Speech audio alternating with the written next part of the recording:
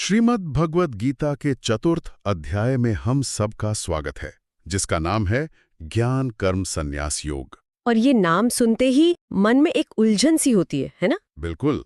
ज्ञान, कर्म और संन्यास, ये तीनों एक साथ कैसे संभव हैं?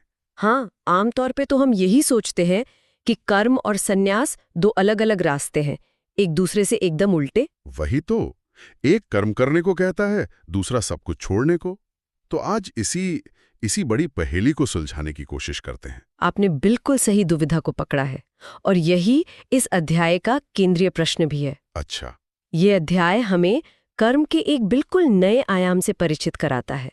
ये सिखाता है कि कर्म को छोड़ना नहीं है, बल्कि कर्म करते हुए भी उसके बंधन से कैसे मुक्त हुआ जाए। और इसकी चाबी, जैसा कि नाम से ही पता चलता है, ज्ञान है। हाँ, बिल्कुल। ये अध्याय बताता है कि कैसे सही ज्ञान हमारे कर्म को ही संन्यास में बदल देता है। ये तो बहुत ही रोचक बात है। चलिए, तो फिर शुरू से शुरू करते हैं। और अध्याय का आरंभ भी भगवान कृष्ण के एक ऐसे कथन से होता है जो अर्जुन को ही नहीं, किसी को भी चौंका दे। हाँ, वे कहते हैं कि यह जो अविनाशी योग है, ये उन्होंने सृष्टि के आरंभ में सूर्यदेव विवस्वान को दिया था। और अर्जुन की प्रतिक्रिया भी बहुत स्वाभाविक है। वो तुरंत पूछता है कि आपका जन्म तो अभी हुआ है और विवस्वान तो बहुत प्राचीन है, ये कैसे संभव है? बिल्कुल, क्योंकि अर्जुन तो कृष्ण को अपने मित्र, अपने सारथी के रूप में देख रहा है। वो उनके उस विराट कालातीत स्वरूप से परिचित नहीं है। और यहीं से आप कह सकती हैं कि अवतार की गहन अवधारणा का द्वार खुलता है। सही कहा। और कृष्ण का उत्तर तो जैसे समय के पर्दे ही हटा देता है। वो कहते हैं, हे अर्जुन, मेरे और तुम्हारे अनेक जन्म हो चुके हैं। अंतर केवल इतना है कि मुझे वे सब स्मरण है और तुम्हें नहीं है। ये पंक्ति, ये पूरी दृष्टि ही बदल देती है। हाँ, ये कृष्ण को केवल एक व्यक्ति से हटाकर एक शाश्वत चेतना के रूप में स्थापित कर देती है। बिल्कुल। कृष्ण यहाँ स्पष्ट करते हैं कि वे साधारण मनुष्यों की तरह जन्म और मृत्यु के चक्र में बंधे नहीं हैं। वे कहते हैं, मैं अजन्मा और अविनाशी हूँ। तो फिर प्रश्न उठता है कि यदि वे अजन्मा हैं, तो जन्म कैसे लेते हैं? और उसका उत्तर वे तुरंत देते हैं, संभवाम्यात्म माया। अर्थात मैं अपनी योग माया से प्रकट होता हूँ। हाँ, यह कर्म का बंधन नहीं है, यह उनकी अपनी इच्छा है, एक दिव्य लीला है। तो ये जो अवतार का सिद्धांत है, ये किसी संत या पैगंबर के आने जैसा नहीं है। इसमें कुछ भिन्नता है। यह एक बहुत सूक्ष्म और महत्वपूर्ण प्रश्न है। क्योंकि वे तो ईश्वर का संदेश लेकर आते हैं, पर कृष्ण तो स्वयं को ही उस शाश्वत तत्व के रूप में प्रस्तुत कर रहे हैं। आपने बहुत गहरी बात कही।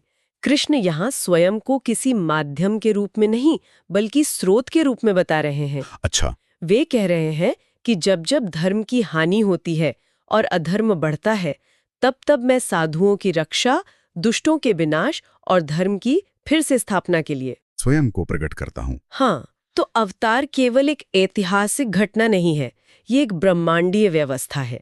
एक तरह का आश्वासन है कि जब भी संतुलन बिगड़ेगा तो दिव्य शक्ति हस्तक्षेप करेगी। ये उनकी करुणा का प्रकट रूप है। वाह! तो अगर कृष्ण समय और कर्म के बंधन से परे हैं, तो ये बात हमें सीधे इस अध्याय के अगले और शायद सबसे जटिल विषय पर ले आती है, कर्म का रहस्य। हाँ, कर्म का रहस्य। कृष्ण स्वयं कहते हैं कि कर्म क्या है और अकर्म क्या है, इसे समझने में बड़े बड़े बुद्धिमान भी भ्रमित हो जाते हैं। सचमुच, ये इस अध्याय का हृदय है। और यहीं कृष्ण वह प्रसिद्ध श्लोक कहते हैं जो कर्म योग का सार है। जो मनुष्य कर्म में अकर्म देखता है और अकर्म में कर्म देखता है, वही मनुष्यों में बुद्धिमान है। पहली बार सुनने में यह एक पहेली जैसा लगता है ना? हाँ, बिल्कुल पहेली जैसा ही है। कर्म में अकर्म देखना। चलिए, इसे थोड़ा सरल बनाने की कोशिश करते हैं। इसका व्यवहारिक अर्थ क्या हो सकता है? क्या इसका मतलब है कि हम काम तो करें, पर भीतर से ये महसूस करें कि हम करने वाले नहीं हैं? आपने उसे पकड़ लिया है। बिल्कुल यही। इसे एक उदाहरण से समझते हैं। जी। मान लीजिए एक बहुत कुशल शल्य चिकित्सक, एक सर्जन, एक जटिल ऑपरेशन कर रहा है। उसका पूरा ध्यान, उसकी पूरी चेतना अपने काम पर है। हर चीरे पे, हर टांके पर। हाँ, वो उस समय ये नहीं सोच रहा कि इस ऑपरेशन से मुझे कितनी प्रसिद्धि मिलेगी या यदि रोगी को कुछ हो गया तो मेरी कितनी बदनामी होगी। मतलब वह फल से नहीं जुड़ा है। और ना ही कर्तापन के अहंकार से। वह कर्म तो पूरी कुशलता से कर रहा है, पर उसका मैं उस कर्म से नहीं जुड़ा है। यही है कर्म करते हुए भी अकर्ता बने रहना। यही है कर्म में अकर्म देखना। ये बहुत ही सशक्त उदाहरण है। तो ये एक तरह से अहंकार को कर्म से अलग कर देना है। बिल्कुल। पर इसका दूसरा भाग, अकर्म में कर्म देखना, उसका क्या अर्थ हुआ? कुछ न करते हुए भी कर्म करना? हाँ, सोचिए, कोई व्यक्ति बाहर से देखने पर शांत बैठा है, कोई काम नहीं कर रहा, पर उसके मन के भीतर योजनाओं का, चिंताओं का, इच्छाओं का एक तूफान चल रहा है। वो सोच रहा है कि मुझे ये कैसे मिलेगा, उससे बदला कैसे लूंगा। अच्छा। तो शारीरिक रूप से निष्क्रिय होते हुए भी मानसिक रूप से वो लगातार कर्म कर रहा है, और ये मानसिक कर्म भी उतने ही बंधनकारी होते हैं। तो कृष्ण कहते हैं कि केवल शारीरिक क्रिया का त्याग ही संन्यास नहीं है। नहीं है। अच्छा। तो असली खेल मन के स्तर पर है। हमेशा। कृष्ण अपना उदाहरण भी तो देते हैं। वे कहते हैं कि मुझे संसार में न तो कुछ पाना है, न मेरी किसी कर्म फल में कोई रुचि है, फिर भी मैं कर्म करता हूँ। और कर्म मुझे बांधते नहीं। ये एक आदर्श प्रस्तुत करता है कि कर्म करना है, पर फल की आसक्ति के बिना। और वे कहते हैं कि जो इस रहस्य को जान लेता है वो भी कर्मों से नहीं बंधता। हाँ, और यही तो ज्ञान है। ये समझना कि आत्मा स्वभाव से अकर्ता है और सारे कर्म प्रकृति के गुणों द्वारा हो रहे हैं। यह ज्ञान हमें कर्तापन के बोझ से मुक्त कर देता है। और जब कर्म का बोझ उतर जाता है तब कर्म एक लीला बन जाता है, एक उत्सव बन जाता है। बहुत सुंदर कहा आपने। ये समझ कर्म की पूरी परिभाषा ही बदल देती है। और इसी विचार को कृष्ण और आगे ले जाते हैं जब वो यज्ञ की अवधारणा का विस्तार करते हैं। हाँ, ये भी बहुत महत्वपूर्ण हिस्सा है इस अध्याय का। हम तो यज्ञ का मतलब अग्नि में घी और सामग्री की आहुति देना ही समझते हैं। हाँ, सामान्यतः यही समझा जाता है, परंतु इस अध्याय में यज्ञ को एक बहुत व्यापक और गहरा अर्थ दिया गया है। कृष्ण कहते हैं कि हर कर्म को एक यज्ञ, एक पवित्र अर्पण बनाया जा सकता है। वो कई तरह की यज्ञ गिनाते भी हैं। हाँ, द्रव्य यज्ञ यानी धन संपत्ति का दान, तपो यज्ञ यानी स्वयं पर अनुशासन और संयम रखना, योग यज्ञ, स्वाध्याय यज्ञ, कई प्रकार हैं। तो इसका अर्थ हुआ कि यज्ञ केवल एक धार्मिक क्रिया नहीं, बल्कि जीवन जीने का एक दृष्टिकोण है। बिल्कुल। जैसे एक विद्यार्थी जब पूरी लगन से अपना पाठ पढ़ता है तो वह स्वाध्याय यज्ञ कर रहा है। सही है। यह तो अद्भुत है। हाँ, इसका मतलब जीवन का कोई भी कर्म अगर सही भाव से किया जाए तो वो एक यज्ञ बन सकता है। भाव ही प्रधान है। भाव ही प्रधान है। जब हम अपने कर्म को और उसके फल को ईश्वर को या किसी उच्च आदर्श को समर्पित कर देते हैं तो वो साधारण कर्म नहीं रहता, वो एक यज्ञ बन जाता है। और वो हमें पवित्र करता है, हमारे अहंकार को गलाता है। हाँ, ये कर्म को पूजा में बदल देने की कला है। और फिर इन सभी यज्ञों में भगवान कृष्ण ज्ञान यज्ञ को सर्वश्रेष्ठ बताते हैं। हाँ। वे कहते हैं, हे अर्जुन, द्रव्य से होने वाले यज्ञ से ज्ञान यज्ञ हर प्रकार से श्रेष्ठ है। क्योंकि जितने भी कर्म हैं वे सब ज्ञान में आकर समाप्त हो जाते हैं। ऐसा क्यों है? ज्ञान यज्ञ में ऐसी क्या विशेष बात है? क्योंकि बाकी सभी यज्ञों का फल अस्थायी हो सकता है। धन दान करने से पुण्य मिलेगा, तप करने से शक्तियां मिलेंगी, पर ये सब कुछ समय के लिए है।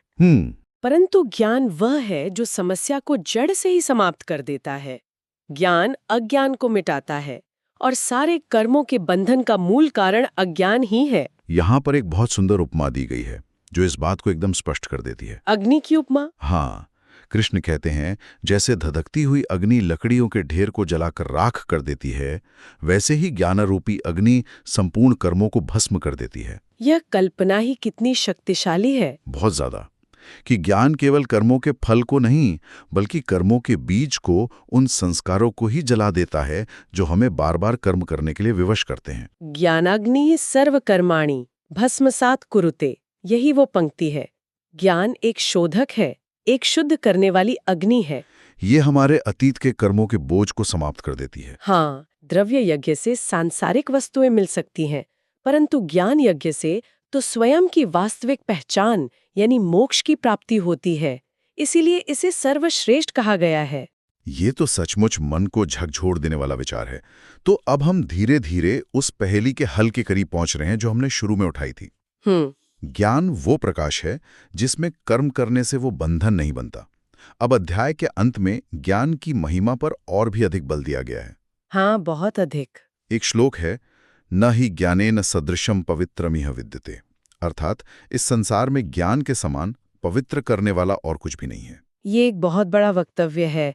यहाँ ये समझना आवश्यक है कि ये ज्ञान केवल किताबी जानकारी या सूचना का संग्रह नहीं है। यह आत्मज्ञान है। हाँ, यह आत्मज्ञान है, स्वयं के उस स्वरूप का अनुभव जो शरीर और मन से परे है, और यह अनुभव ही मनुष्य को पूरी तरह रूपांतरित कर देता है। तो फिर ये ज्ञान प्राप्त कैसे होता है? क्या ये केवल बुद्धिमान लोगों के लिए है या कोई विशेष योग्यता चाहिए? नहीं, कृष्ण इसके लिए 3 बातें बताते हैं: श्रद्धा, तत्परता और इंद्रिय संयम। श्रद्धा, तत्परता और इंद्रिय संयम। पहला है श्रद्धा, यानी गुरु और शास्त्रों के वचनों में एक गहरा विश्वास। दूसरा है तत्परता, मतलब उसे जानने के लिए एक तीव्र लगन, एक निरंतर प्रयास। और तीसरा है अपनी इंद्रियों पर नियंत्रण, ताकि मन बाहर की वस्तुओं में न भटककर भीतर की ओर मुड़ सके। अच्छा। वे कहते हैं कि जो श्रद्धावान पुरुष इन गुणों के साथ साधना करता है, उसे ये ज्ञान अवश्य प्राप्त होता है, और ज्ञान को पाकर वो तत्काल परम शांति को उपलब्ध हो जाता है। तो ये कोई बौद्धिक कसरत मात्र नहीं है, ये एक साधना का मार्ग है। बिल्कुल, ये एक आध्यात्मिक यात्रा है। तो अब अगर हम पूरे अध्याय को समेटें तो ऐसा लगता है कि कृष्ण अर्जुन से कह रहे हैं कि तुम्हारे मन में जो युद्ध करने या न करने का संदेह है, जो अज्ञान है, उसे ज्ञान की तलवार से काट दो। हाँ, और फिर अपने कर्तव्य का पालन करो, कर्म मत छोड़ो, बल्कि कर्म योग में स्थित हो जाओ। बिल्कुल, अध्याय का सार यही है, अज्ञान और संशय ही सबसे बड़े शत्रु हैं। लोक है, न परलोक और न ही कोई सुख। इस संशय से मुक्ति का एकमात्र उपाय आत्मज्ञान है। और जब ज्ञान का उदय होता है तो कर्म अपने बंधनकारी स्वभाव को खो देता है। हाँ, और मुक्ति का साधन बन जाता है। तो ज्ञान कर्म संन्यास योग का असली अर्थ हुआ ज्ञान के प्रकाश में कर्म करते हुए कर्म के फलों और कर्तापन के भाव से संन्यास ले लेना। बहुत अच्छे से समझाया आपने। यह निष्क्रियता का मार्ग नहीं है, जैसा कि आमतौर पर संन्यास को समझ लिया जाता है। यह तो दिव्य चेतना के साथ परम सक्रियता का मार्ग है। यह कर्म और संन्यास के बीच एक अद्भुत सामंजस्य स्थापित करता है, जो केवल ज्ञान के धरातल पर ही संभव है। ये अध्याय हमें कर्म के बंधनकारी स्वरूप से निकालकर उसे मुक्ति की कला में बदलने की युक्ति सिखाता है।